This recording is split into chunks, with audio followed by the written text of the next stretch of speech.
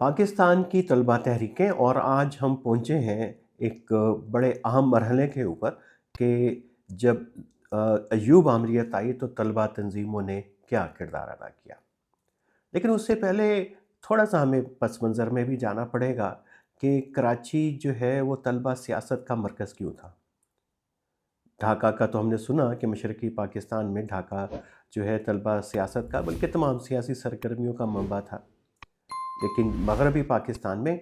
कराची ख़ास तौर के ऊपर जो है वो तलबा सियासत का एक मरकज़ था। और ऐसा क्यों था? अगरचे पंजाब में लाहौर जो है वो पाकिस्तान की सियासी सरगर्मियों का एक बड़ा मरकज़ था। पेशावर में जो है वो सियासी सरगर्मियाँ अपने अरूज के ऊपर रहती थीं। और कराची चूँकि दारुल हुकूमत था तो अ, वहाँ पे हमें समझ आती है कि शायद तलबा तंज़ीमें इस वजह से हों क्योंकि ज़्यादा तालीमी इदारे उधर थे। इसकी कुछ और वजूहात भी हैं, जो तलबा की जो है मज़ाहिमती तहरीकों के साथ कराची का एक पुराना ताल्लुक़ है।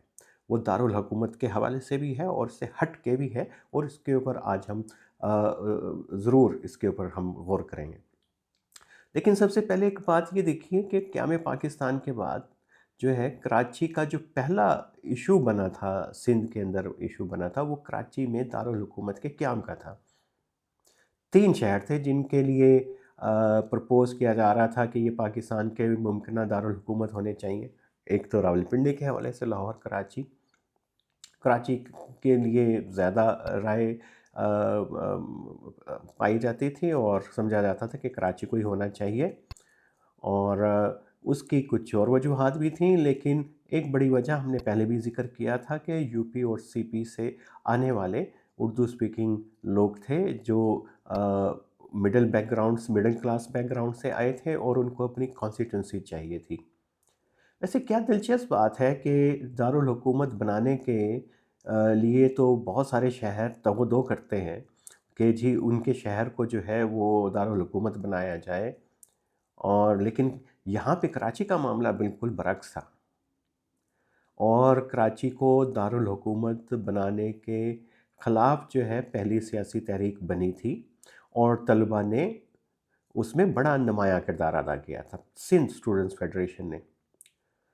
वजह ये थी कि उन्हें लगता था कि कराची एक अलग शहर बन जाएगा, वफाक का ज़ाहिर है कि हिस्सा होगा, तो सिंध को जो उसके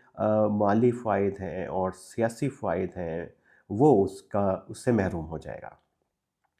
तो ये बुनियादी एक वजह बनी थी और इसके पीछे एक बड़ी नफ़सियाती वजह थी सिंध के नौजवानों की, सिंध की सियासी जमातों की। और वो ये थी कि सिंध जो है वो 90 साल जो है मुंबई का हिस्सा रहा था और उसको मुंबई से आज़ाद करवाए अभी कुछ साल 8-10 साल ही हुए थे कि पाकिस्तान जो है वो क्या मार्ज़ वजूद में आया। और सिंध वालों को फिर एक मर्द महसूस हुआ कि जो पूरे सूबे के साथ हुआ और इसकी राजधानी जो है मुंबई में थी, अब भी होगा ये कि सिंध का एक बड़ा हिस्सा जो है वो सिंध से जो है कराची के दारुल हुकूमत बनने की सूरत में उसे कट जाएगा। तो ये एक बड़ी वजह थी, लेकिन चूँकि दस्तूर साज़ असम्बली ने जो है वो पहले ही ये करारदाद 1948 में पास कर ली थी और इसको मरकज़ बना दिया, जिससे जो है कराची और उससे जो मुंसलिक जो है 812 मुरबा मील के जो रकबे हैं, वो मरकज़ी हुकूमत के सुपुर्द कर दिए गए। और कराची को जो इसका नुकसान हुआ, उसका तख़मीना 600 से 800 मिलियन रुपया लगाया गया और वफ़ाकी हुकूमत ने इसको वादे को पूरा करने की जो है वादा भी किया, लेकिन उसकी जो है कुछ एक साथ दी, कभी 60 लाख रुपए और कभी 70 लाख रुपए की ग्रांट दी और बाकी पैसे जो हैं वो ज़ाहिर है पाकिस्तान की माशी पोजीशन क्या होगी उसको तो अंदाज़ा लगाना चाहिए। लेकिन आपको ये वैसे कुछ इसमें आपको मुमासिलत नहीं लगती कि आज भी जो छोटे सूबे हैं वफाक से जो है अपनी नेशनल फाइनेंस अवार्ड में से जो है उसमें से हिस्सा मांगते हुए नज़र आते हैं, जो उनके हकूक़ हैं, उनके जो वाजिबात हैं जो वफाक के ज़िम्मे बनते हैं वो पूरे नहीं होते। क्या इसमें सिमिलैरिटी नज़र नहीं आती कि ये कहानी जो है पाकिस्तान के माशी तक़सीम में पहले दिन से ही शुरू हो गई थी और इसका विक्टिम जो है वो कराची बना था। تو اس کو جب یہ کراچی کو دارالحکومت بنا دیا تو سندھ مسلم اسٹوڈنٹ جو ہے وہ فیڈریشن جو ہے وہ اس کے لیے احتجاج میں سب سے آگے تھی، اور یہی سب سے بڑا مسئلہ بنا۔ اگرچہ ہم نے پہلے ذکر کیا تھا کہ زبان بھی ایک مسئلہ سندھ میں بھی بنی تھی، کیونکہ دو ہی زبانیں تھیں، بنگالی اور سندھی، جو بڑی ایڈوانس زبانیں تھیں جب پاکستان آزاد ہوا، جن کا اپنا اسکرپٹ تھا، اپنے سرکاری زبانیں تھیں، اور اس میں کوئی لٹریچر چھپتا تھا، اخبارات چھپتے تھے، تو بڑی جو ہے اگلی سطح کی میچورڈ جو ہے آفیشیل زبانوں میں ان کا شمار ہوتا تھا۔ سندھ میں اس کے اوپر بات تو ہوئی، لیکن یہ کہ یہ بات زیادہ زبان کے مسئلے پہ آگے بڑھی نہیں، کیونکہ سندھ کے جو سیاستدان وہ ایک خاص فیوڈل بیک گراؤنڈ سے تھے، اور جہاں پہ جو ہے وہ حکومت کا رجحان ہوتا تھا وہ اس کی پالیسیوں کی حمایت کرتے تھے۔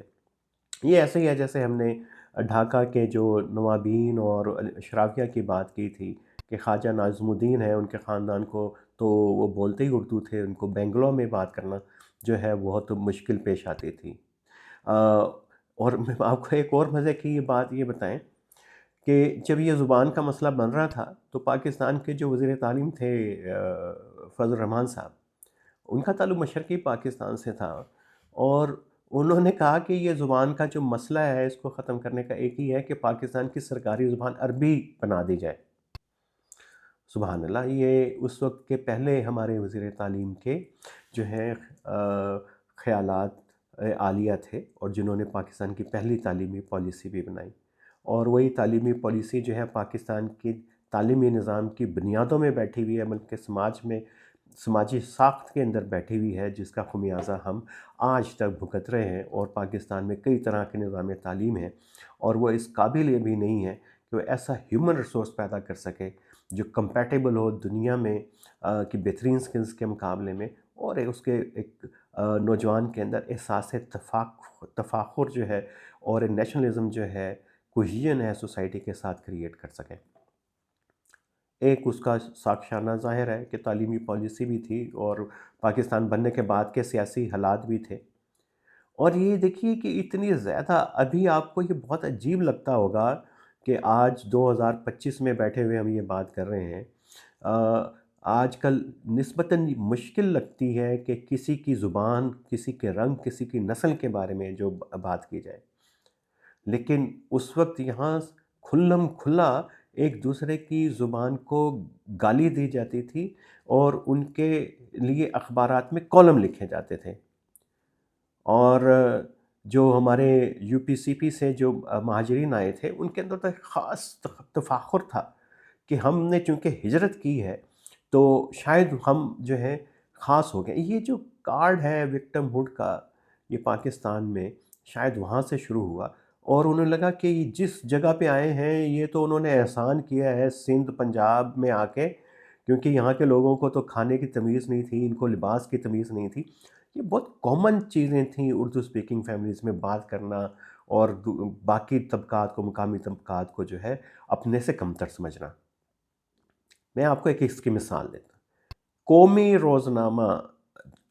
امروز 10 جولائی 1949 کو اس نے ایک ایڈیٹوریل کے اندر جو ہے وہ لکھتا ہے، ایک ایشو چل رہا تھا کوٹے کا، مہاجر اسٹوڈنٹس کا اور سندھی اسٹوڈنٹس کا، اور ظاہر ہے کہ اردو اسپیکنگ نہیں چاہتے تھے کہ سندھیوں کو جو کوٹا ملے میرٹ کے اوپر آئیں، اور ظاہر پسماندگی زیادہ تھی سندھ میں، تعلیمی معیار جو ہے کم تھا، لیکن اس کو کیسے جو ہے وہ اس نے فریم کیا ہے روزنامہ امروز نے، اور انہیں لکھا، حکومت سندھ نے حال ہی میں ایک سرکلر کے ذریعے ہدایت کی ہے کہ ہاسٹلوں میں داخلوں کے سلسلے میں سندھی طالب علموں کو ترجیح دی جائے، یعنی سب سے پہلے سندھی طلبہ کو جگہ دی جائے، اس کے بعد پاکستان کے دوسرے صوبوں کے طلبہ کو رکھا جائے، اور اگر ان کے بعد رہائش کی کوئی جگہ ہو تو وہ مہاجر طلبہ کو دی جائے۔ ڈاؤ میڈیکل کالج کے پرنسپل جو خود غیر سندھی ہیں، صوبائیت کے پرچار میں سندھیوں سے بھی 2 ہاتھ آگے نکل گئے ہیں، اور انہوں نے ہاسٹلوں میں داخلے کے لیے اصلی سندھی کی شرط عائد کر دی ہے۔ اب تک اصلی سندھی کی اصطلاح بھینسوں کے لیے استعمال ہوتی تھی، یہ ذرا غور کیجئے، اب تک اصلی سندھی کی اصطلاح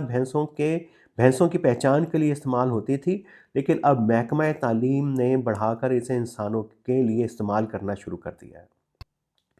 یہ اس قسم کی زبان قومی روزناموں میں جو ہے وہ چھپتی تھی، اور ظاہر ہے کہ اب یہ نسلی لسانی منافرت کی جو جڑیں جو ہیں پاکستان میں بہت پہلے سے ہیں، اور یہ تمام چیزیں جو ہیں وہ سرکاری حوصلہ افزائی کے ساتھ ہوتی ہیں۔ آگے کراچی کی غیر سندھی آبادی کے اسی طرح کے خیالات کا اظہار میونسپل کارپوریشن میں اس کے قرارداد میں بھی ہوتا ہے، جو 1994 میں پاس کی گئی۔ اس قرارداد میں مطالبہ کیا گیا تھا کہ آج سے میونسپیلٹی کا سارا کام اردو میں ہوگا۔ یہ قرارداد اس دور میں پاس کی گئی جب کارپوریشن کے ملازمین کی اکثریت اردو زبان سے بخوبی واقف نہیں تھی۔ تو یہ دیکھیے کہ کس قسم کا ہم نے پاکستان بنانے کے بعد جو ہماری قوت ہونی چاہیے تھی، ڈائیورسٹی، مختلف بیک گراؤنڈ، ہماری مختلف زبانیں، اس میں ہم نے اس کو بجائے کہ اپنی قوت بنانے کے بجائے، اور اس کو ہم نے جو ہے آپس میں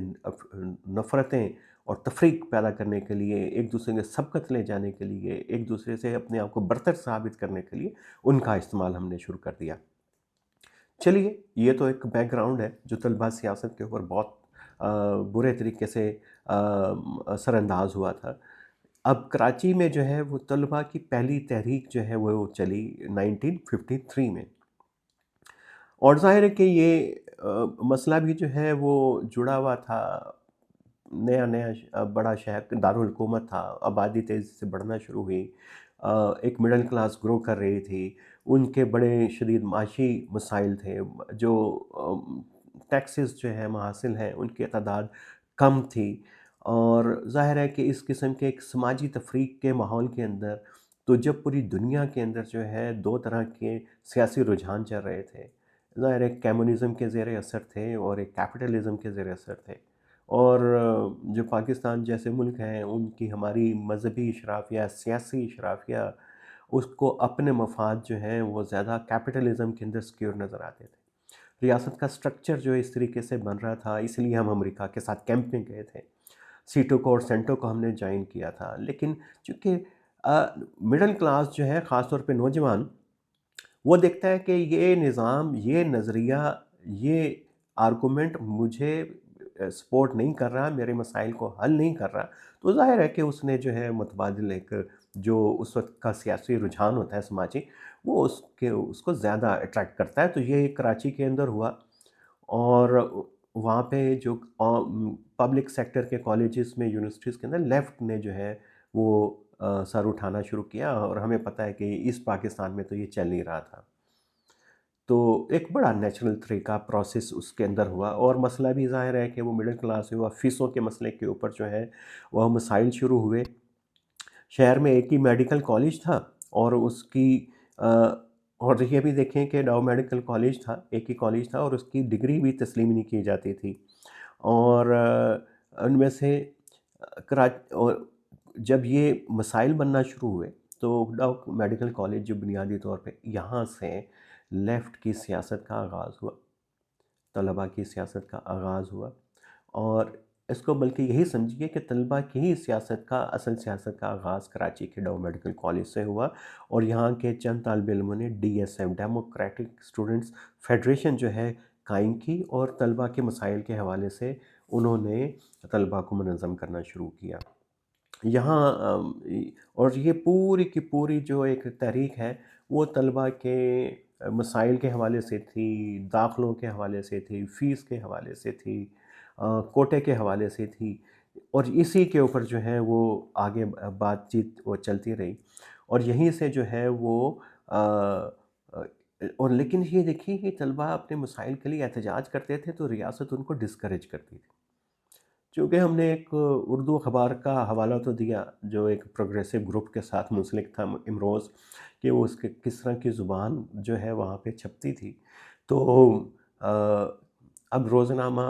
ڈان کی بھی بات سن لیجئے کہ وہ بھی کس طریقے سے اس وقت کتنا با اثر اخبار تھا، اور ریاست کے ساتھ کتنا جڑا ہوا تھا۔ اب یہی سمجھیے کہ آج کے جو بڑے مین سٹریم کے میڈیا گروپ ہیں، ایک دور میں یہ کردار ڈان بھی ادا کرتا تھا، اور آج ڈان بڑا مزاحمتی اخبار ہے۔ اس کی تمام مزاحمت کو سلام، میں خود بھی اس کے ساتھ منسلک ہوں۔ اور اگر کوئی کہے کہ آج کا پاکستان کا کوئی پہچان ہے تو ڈان ہے، لیکن اس کا ایک ماضی بھی ہے، اور اس ماضی کے اندر بھی ہم نے دیکھا کہ طلباء نے جب اپنے حقوق کے لیے آواز اٹھائی، اور ایک واقعے کے اندر جو ہے بہت سارے طلباء جو زخمی ہو گئے، تو ہوا یہ کہ ڈان نے جو اخبار ہے بہت اندر کے صفحے پہ چھاپی اس احتجاج کی،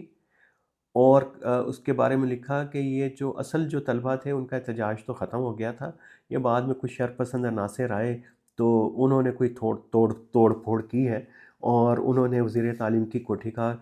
گھیراؤ کیا، اور جس کی وجہ سے جو ہے حکومت جو ہے تشدد کرنے پر مجبور ہوئی۔ اور اس خبر کے بعد جو ہے وہ کراچی میں طلباء کے اندر جو ہے ایک اشتعال پھیل گیا، اس سے پہلے سے ہی اشتعال تھا، اور ایک پوری وائلنٹ جو ہے وائلنس کے ذریعے طلباء کی آواز کو دبانے کی کوشش کی گئی۔ اور اس دور میں تو چونکہ ایک اظہار انقلابی لیفٹ کے جو لوگ ہیں، ایک ان کا طریقہ اظہار جو ہے ادب شاعری جو ہے وہ بھی تھا، تو بڑے بڑے پھر جو لیفٹ کی طرف سے چھپنے والے اخبار تھے اس تشدد کے اوپر طلباء کی طرف سے، طلباء کے اوپر جو ہے وہ ایک کئی نظمیں چھپیں۔ اس کا ایک میں شعر سنا دوں: سجا گیا ہے وطن کے اداس چہرے کو، لہو جو قوم کی پلکوں میں جھلملاتا تھا۔ تو یہ ہم نے تھوڑا سا پس منظر بتایا کہ کراچی میں جو ہے وہ کس طریقے سے ایک تو طلباء کی تنظیم جو ہے ڈی ایس ایف شروع ہوئی، اور ڈی ایس ایف کے ساتھ جب انہوں نے اپنے مطالبات طلباء کی فیسوں کے مسئلے پہ احتجاج شروع کیا، تو اس وقت تو وہاں کی اسلامی تنظیمیں بھی، جماعت اسلامی بھی، اس سے منسلک گروہ بھی جو ہیں وہ ساتھ تھے اس میں، لیکن حکومت یہ سمجھتی تھی کہ یہ جو لیفٹ کی تنظیمیں ہیں جو اپنے آپ کو کمیونسٹوں کے ساتھ، سوشلسٹوں کے ساتھ جو ہے ان کی قربت دکھاتی ہیں، وہ ان کے حکومت کے زیر تاب ہمیشہ سے رہی ہیں۔ اور آپ کے علم میں ہوگا راول پنڈی سازش کے اس کے بعد حکومت نے 1954 میں اس پر پابندی لگا دی تھی، تو اس کا جو ایک اسٹوڈنٹ ونگ ہے وہ اے پی ایس او، اس کو بھی غیر قانونی قرار دے دیا گیا تھا۔ یہ وہی سال تھا، ایک بڑی دلچسپ بات ہے جس کے ہم طرف ذکر کر رہے ہیں کہ پاکستان کی جو انسلاق ہوا سیاسی گلوبل پولیٹکس کے اندر امریکہ کے ساتھ ہوا، اس سیٹوس اور بغداد پیکٹ جسے بعد میں سینٹو کا نام دیا گیا، اس میں شامل ہونے کا اعلان کیا تھا۔ تو یہ سارے معاملات چل رہے تھے، اور چین جو ہے وجود میں آ چکا ہوا تھا، امریکہ پریشان تھا کہ سوویت یونین کے اثرات جو بڑھ رہے ہیں، ایران میں جو ہے ڈاکٹر مصدق کی حکومت آ چکی تھی، اس نے اینگلو پرشین آئل کمپنی کے کاروبار کو تحویل میں لے لیا تھا۔ یہ ایک بڑا تاریخی دلچسپ واقعہ ہے، اس کے اوپر ہم کبھی اس پہ ضرور اس کے اوپر بات کریں گے۔ پھر نہر سویز کا مسئلہ تھا، یہ تمام جو چیزیں چل رہی تھیں اس دور میں، اور طلباء ان مسائل کے اوپر کا گہرا شعور رکھتے تھے اور آواز بلند کرتے تھے، اور اسی طرح کے یہ جو عالمی مسائل کے اوپر جو ان کی احتجاجی تحریکیں ہیں، انہوں نے ہی اصل میں طلباء سیاست کے لیے ہی نہیں بلکہ پاکستان کے سیاسی عمل کو بھی آگے بڑھانے میں بڑا اہم کردار ادا کیا تھا۔ جب یہ کمیونسٹ پارٹی کے اسٹوڈنٹ ونگ کے اوپر پابندی لگ گئی، تو اس کے بعد جو ہے کراچی کے اندر طلباء تو تھے، وہ انہوں نے نہر سویز والا جو واقعہ قبضے کا جو واقعہ ہوا، تو اس کے بعد جو ہے کراچی میں بھی احتجاج شروع ہوا،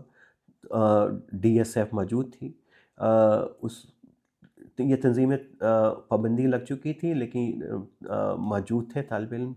اور انہوں نے احتجاج شروع کیا۔ حکومت فوراً احتجاج سے ڈر جاتی تھی اس دور میں کہ آج طلبہ جو ہے نہر سویز کے اوپر کے قبضے کے خلاف سڑکوں پہ آ رہے ہیں، تو ایک دم حکومت کے ہاتھ پاؤں پھول جاتے تھے، اور وہ یونیورسٹی کالجوں کی انتظامیہ کے ساتھ مل کے ان کو کرش کرنے کی کوشش کرتے تھے۔ اسی ایک وائس چانسلر تھے بڑے معروف، پروفیسر اے بی اے حلیم، جو کراچی یونیورسٹی کے اس وقت جو ہے وائس چانسلر تھے۔ ان کے بارے میں کہا جاتا ہے کہ وہ علی گڑھ میں تھے، علی گڑھ میں ہی مسلم اسٹوڈنٹ کی فیڈریشن کی سرپرستی کے دوران ان کے تعلقات مسلم لیگ کی قیادت سے ہو گئے تھے۔ جب تقسیم کے بعد ادھر آئے تو اس اثر و رسوخ کی وجہ سے ان کو وائس چانسلر ہی مل گئی۔ جب آپ کو یہ بھی بتاتے چلیں کہ کراچی یونیورسٹی کا قیام 1951 میں آیا تھا، اور یہ ان کے پہلے وائس چانسلر تھے۔ اور ان کا طریقہ یہ تھا کہ ہمیشہ طلبہ کا ایک گروپ اپنے ساتھ رکھتے تھے، اور جس کے ذریعے یہ جو یونیورسٹی کے معاملات کو حل کرنے کی کوشش کرتے تھے۔ اب یہ سمجھ لیں کہ انہوں نے جتھا بنایا ہوا تھا جس سے ڈرا کے یہ جو ہے اپنے کام جو ہے نکالتے تھے اور حالات کو اپنے کنٹرول میں رکھتے تھے۔ تو انہوں نے اپنے ہی جتھے کی مدد سے 1956 میں نیشنل اسٹوڈنٹ فیڈریشن، یہ پاکستان کی بڑی اہم لیفٹ کی اسٹوڈنٹ فیڈریشن ہے، جس نے بنیادی طور کے اوپر D S F A P S O کے بدن سے جنم لیا۔ اس کی بنیاد پڑی کن کے آشرباز سے، پروفیسر اے بی اے حلیم کی آشرباز سے۔ اور N S F national student federation بن تو گئی، لیکن ہوا یہ کہ یہ سارے جو طلبہ باقی تنظیموں کو توڑ دیا تھا وہ اس میں آ گئے، اور انہوں نے اس تنظیم کے اوپر جو ہے قبضہ کر لیا اور اس کو ایک بالکل جو ہے نئی قیادت دی۔ آپ سوچ رہے ہوں گے کہ کراچی کے اندر اتنی ایکٹیویٹیز چل رہی تھیں، اور ابھی ہم نے کراچی میں بلوچ طلبہ سیاست کی بات نہیں کی، وہ بھی اس کا ایک بڑا اہم مرکز اور گڑھ تھا۔ تو پنجاب میں کیا ہو رہا تھا؟ پنجاب میں ہم نے کہا کہ وہ قیام پاکستان کے بعد سے ہی یہ ذرا پریگمیٹک سا صوبہ تھا، یہاں کے نوجوانوں کے لیے مواقع زیادہ تھے، سیاست سے ان کا کوئی زیادہ کوئی تعلق انہوں نے رکھا نہیں۔ بہت چھوٹی تحریکیں جو ہیں وہ شروع چلتی رہیں۔ ایم ایس ایف تھی تو صحیح قیام پاکستان کے بعد، لیکن اس کی پوزیشن جو ہے وہ ایک کاغذی تنظیم سے زیادہ نہیں تھی۔ اور دسمبر 97 میں اسلامی جمعیت طلبہ کا قیام جو ہے عمل میں آ گیا ہوا تھا، اور اس نے جو ہے کوئی گڑبڑ جو ہے پنجاب کے اندر شروع کر دی تھی، اور یہ جو ہے خاص طور کے اوپر ٹارگٹ کرتی تھی، لیکن یہ محاذ جو ہے ذرا نظریاتی اور سیاسی نوعیت کا تھا۔ ابھی کوئی لڑائی مار کٹائی کا دور شروع نہیں ہوا تھا، ابھی ضیاء کا پیریڈ نہیں آیا تھا۔ تو یہ انہوں نے ایک مخاصمت جو ہے لیفٹ کی اور جو ڈی ایس ایف اور این ایس ایف جیسی جو تنظیمیں بنی جو ہے ان کے خلاف جو ہے کام شروع کر دیے۔ جیسے ہم نے کہا کہ کراچی کے اندر جو ہے ڈاؤ میڈیکل کالج ایک بڑا امپورٹنٹ قلعہ تھا طلبہ سیاست کا، تو راول پنڈی کے اندر جو ہے وہ گورڈن کالج جو ہے وہ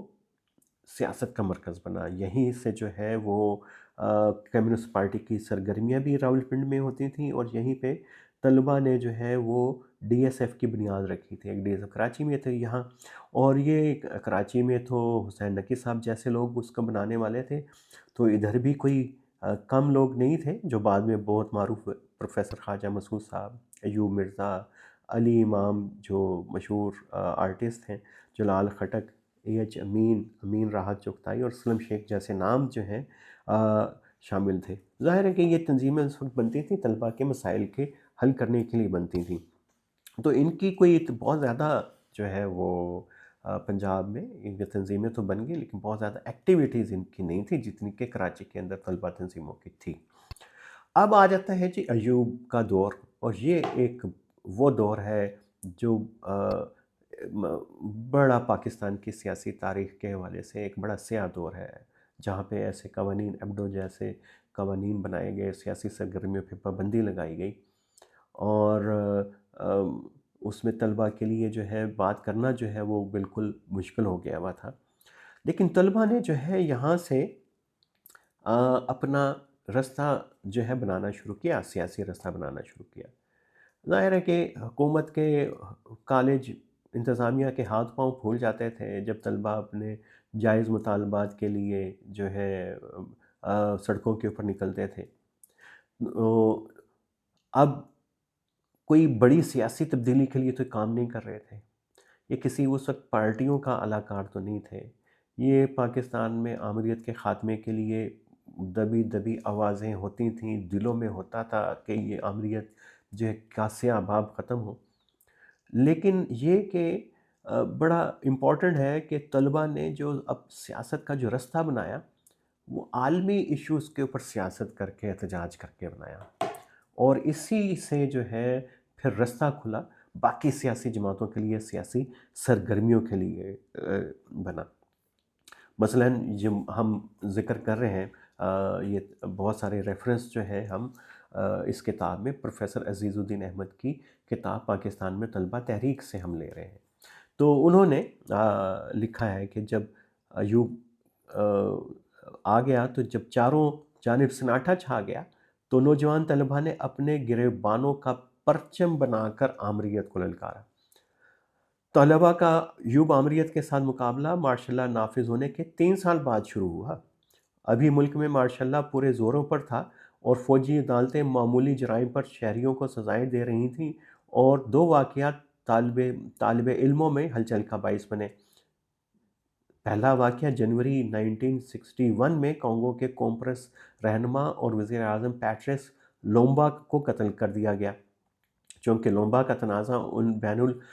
कसीरुल अक़वामी कंपनियों के साथ चल रहा था जो नौ आज़ाद कांगो में तांबे की खानों पर कब्ज़ा जमाए बैठी थीं। इसलिए तासुर आम हो गया कि ये कत्ल दरअसल नौ आज़ाद मुल्कों के ख़िलाफ़ आलमी साम्राज्य की साज़िश का हिस्सा है। पाकिस्तान में सियासी जमातें इस पोजीशन में ना थीं कि वो लूम्बा के कत्ल के ख़िलाफ़ जो है वो आवाम के जज्बात की तर्जुमानी कर सकतीं। चुनांचे मुल्क के बड़े शहरों में तलबा ने इस वाक़या की मज़म्मत के तौर पर मुज़ाहरे किए। कराची में भी इस सिलसिले में जुलूस निकाला गया। इस जुलूस में शहर के बाएँ बाजू के तलबा पेश है और ज़ाहिर है कि ये बात मार्शल लॉ हुक्काम को पसंद नहीं आई। फिर एक और अगले ही माह जो है यानी फरवरी में भारत के शहर जबलपुर में जो है फ़िरका वाराना फसादात शुरू हो गए जिसमें बहुत सारे मुसलमान जो हैं शहीद हो गए। तो पाकिस्तान में तलबा कम्युनिटी ने इस वाक़े की मज़म्मत के तौर पे भी मुज़ाहरे किए। कराची में 27 फरवरी को इस जुलूस की तैयारियां की जा रही थीं कि शहर की इंतज़ामिया ने आईसीबी की क़यादत को जो उस कार्रवाई में पेश थी इंतबाह किया कि मार्शल लॉ के ज़ाब्ते किसी भी एहतजाजी सरगर्मी की इजाज़त नहीं देते। अ, और कोशिश की कि इसके ऊपर पाबंदी लगाई जाए और तलबा में इश्ताल फैला हुआ था। कोई मुंज़बत तो जलसा जुलूस नहीं हुआ लेकिन नौजवानों ने ज़ादाना तौर पर टुकड़ियों में बँटकर मुज़ाहरे शुरू कर दिए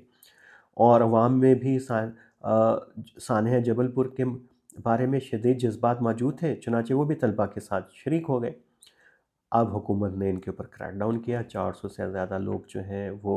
गिरफ़्तार हो गए। बहुत सारे तालिब इल्मों के ऊपर जो है वो फ़ौजी अदालतों में मुकदमे चलाए गए और 1-1 लाख रुपए की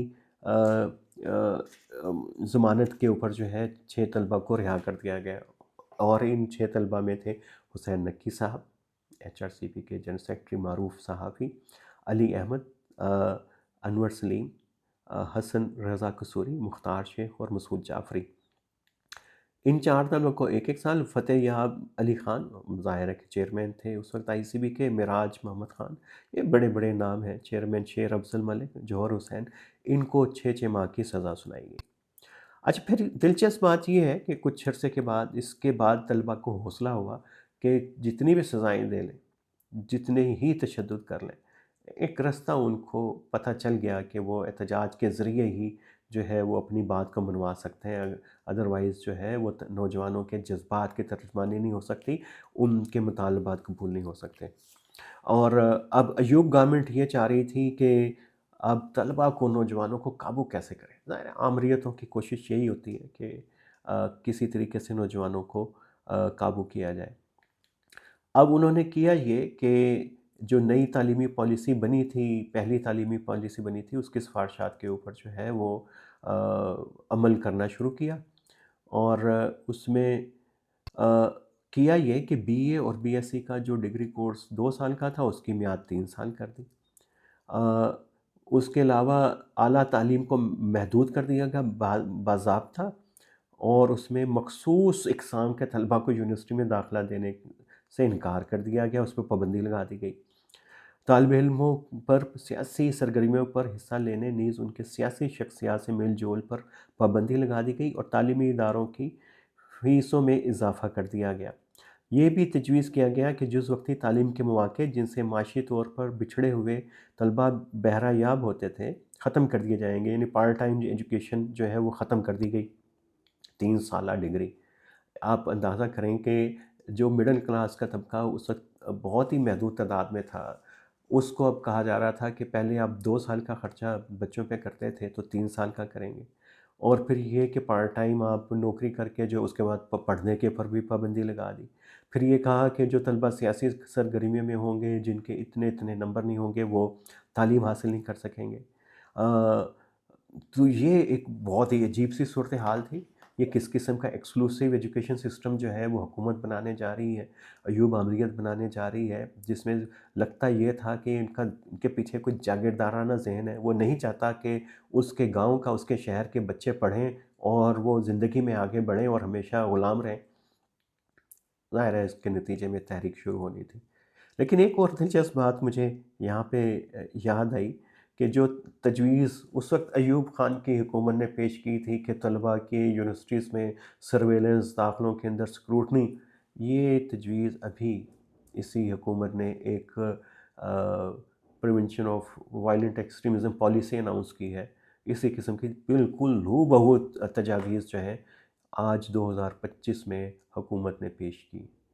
اندازہ کیجئے کہ جو چیزیں کس طریقے سے آگے ٹریول کرتی ہیں، اور اس کے اثرات کتنی دور تک جاتے ہیں، کیونکہ میموری کا حصہ بن رہی ہوتی ہیں۔ پھر اسی دور کے اندر نت نئی سزائیں دینے کا آغاز شروع ہوا۔ طلباء جو احتجاج کرتا تھا ان کو شہر بدر کر دیتے تھے۔ ظاہر ہے کہ پھر حسین نقی صاحب کا، شیر افضل ملک، آغا جعفر، اقبال میمن، فتح یاب علی خان کا، مراد احمد خان کا ذکر آیا گیا۔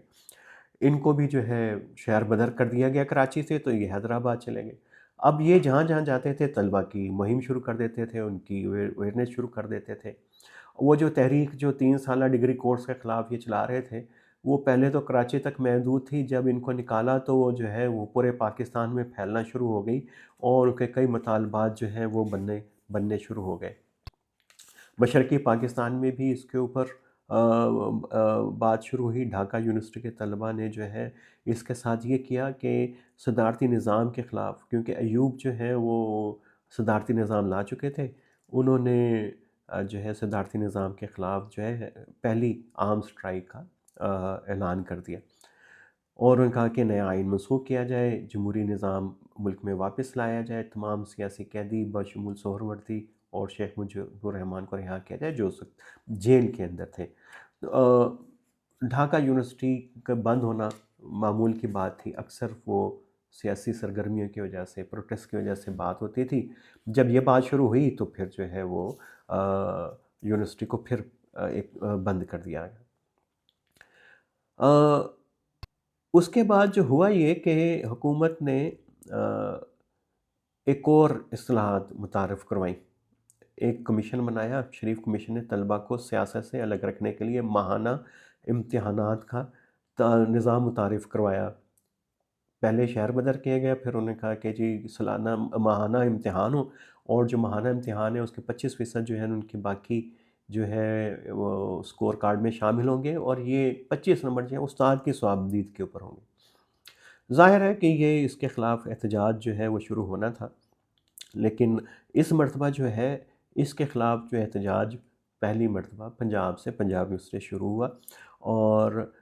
سپٹمبر 1963 میں پنجاب یونیورسٹی اور لاہور کے تمام کالجوں کے نمائندوں نے مل کر یونیورسٹی آرڈیننس تنسیق کمیٹی کے قیام کا اعلان کیا، اور اس کمیٹی میں طلباء کا تعلق ظاہر ہے بائیں بازو سے تھا، اور لیکن اس میں دائیں بازو یعنی کہ اسلامی تنظیمیں، رائٹ ونگ کی تنظیمیں بھی اس میں شامل تھیں، تو وہ سب نے مل کے جو ہے یہ ایک پوری تحریک چلائی تھی اس کے خلاف۔ इस तरह के मसाइल थे। ये देखिए कि तलबा सियासत कैसे आगे बढ़ रही थी। वो अपने हकूक़ की जद्दोजहद कर रहे थे और उनका सियासी शऊर इतना ज़्यादा था कि आलमी मसाइल जो है वो उससे भी वो बहुत ज़्यादा वाकिफ़ थे और उसके ऊपर वो समझते थे कि इम्प्लीकेशन पाकिस्तान के ऊपर क्या होंगी। माहिदा ताशकंद, 65 की जंग। और ये बड़ी दिलचस्प बात है कि अय्यूब ने जब 10 जनवरी 1966 को माहिदा ताशकंद पर दस्तखत किए, तो मशरक़ी पाकिस्तान में इसके ऊपर कोई मनफ़ी रद्द-ए-अमल नहीं हुआ, पूरा मग़रबी पाकिस्तान में। तो ये समझने की ज़रूरत है, क्योंकि जब 65 की जंग थी, एक नफ़सियाती धचका दिया था 65 की जंग ने मशरक़ी पाकिस्तान को। जब पाकिस्तान ने ये नारा लगाया था कि हम मशरक़ी पाकिस्तान की हिफ़ाज़त जो है मग़रबी पाकिस्तान से करेंगे, और मशरक़ी पाकिस्तान को किस तरह से पूरा खुला रख दिया था। अगर वो इंडिया की फ़ौजी क़ुव्वत ज़्यादा होती और उसमें कोई ज़्यादा अस्करी शऊर होता हिकमत अमली के हवाले से, तो मशरक़ी पाकिस्तान उनके लिए ज़्यादा आसान फ्रंट था। वो उसको पाकिस्तान की स्ट्रेटजी को उल्टा सकते थे। और वहाँ पे ये एहसास हुआ कि भई ये पाकिस्तान जो है उसने इस जंग के दौरान इंडिया के साथ उसको छोड़ दिया, और पाकिस्तान में ये तासुर ये देने की कोशिश की मशरक़ी पाकिस्तान में, क्योंकि आपकी सरहद जो है चाइना से करीब मिलती है, तो चीन जो है अब हमारे हमारे करीब है, तो कोई इंडिया ये जुर्रत नहीं करेगा पाकिस्तान की तरफ देखने की। ये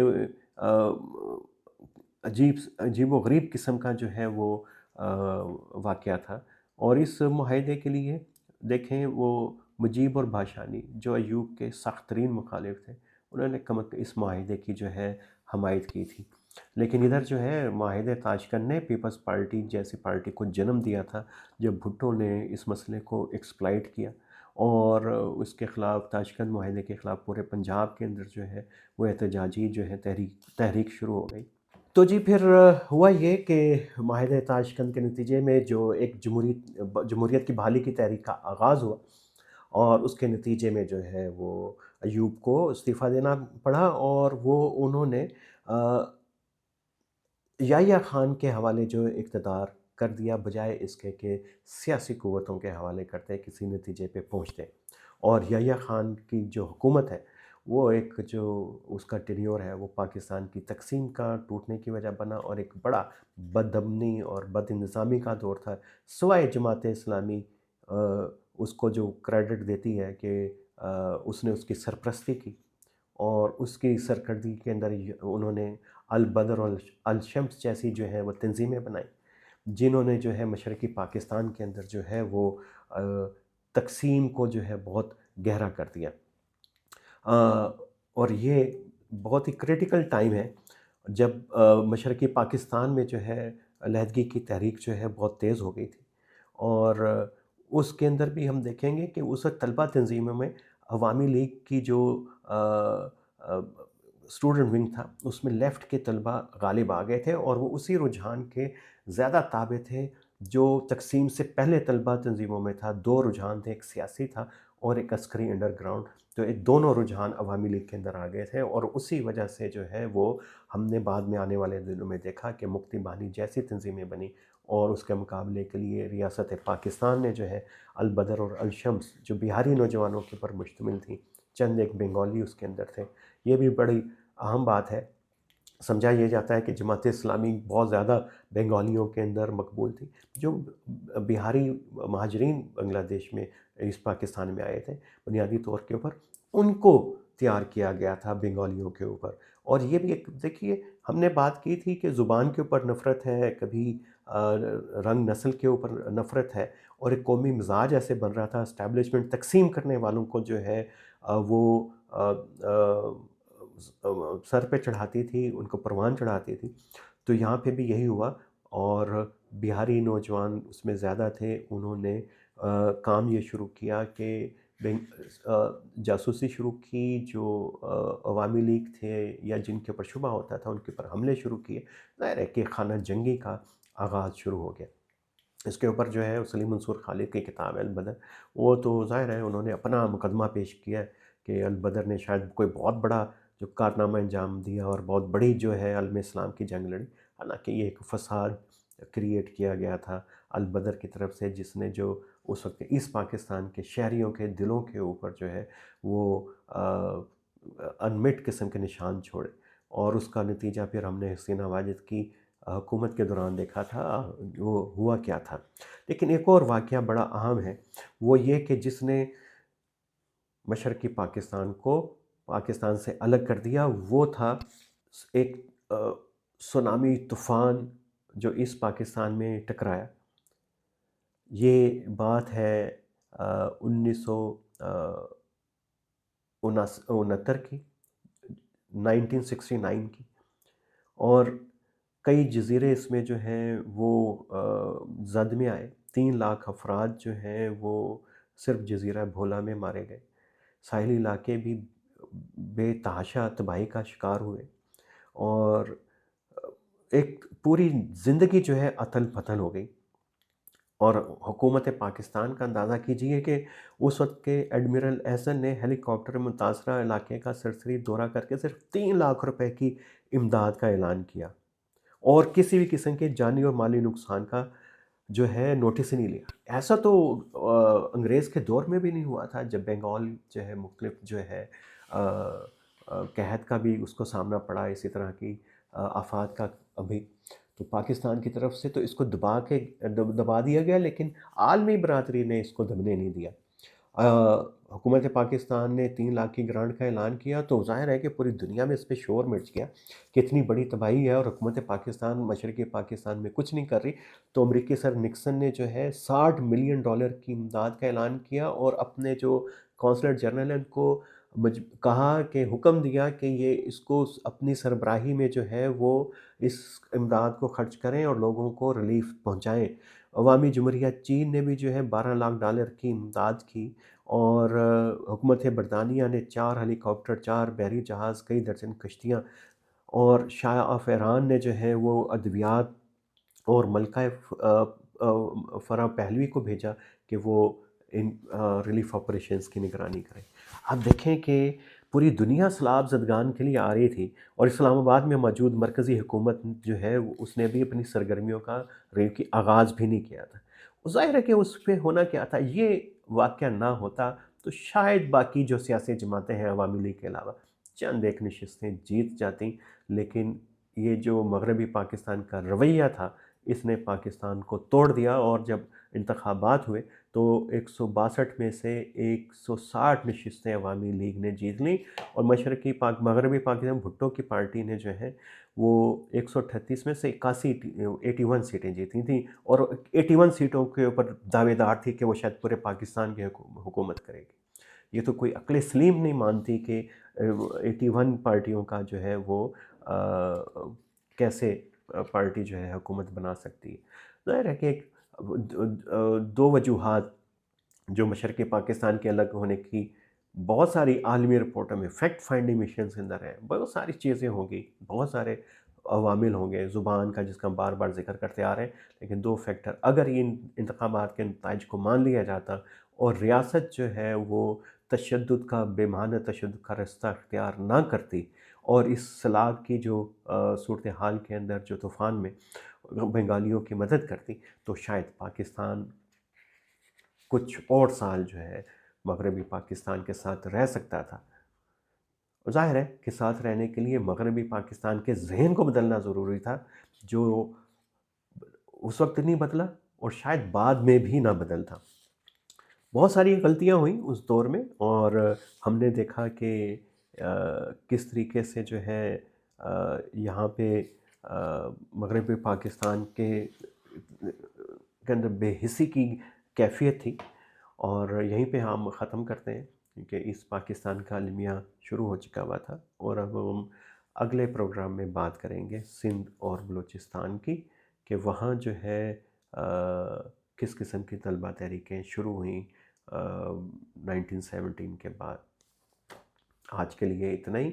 اور اس سلسلے کو نوجوانوں کی طلبہ تحریکیں، ان کا کردار اور آج کی سیاست کے اوپر اس کے اثرات کا یہ سلسلہ دیکھتے رہیے۔ یہ اس کا 5واں حصہ ہے، اور اس کو سبسکرائب کیجیے میرے چینل کو، اگر آپ آگے آنے والے سلسلوں کو اور تجزیوں کو دیکھنا اور سننا چاہتے ہیں۔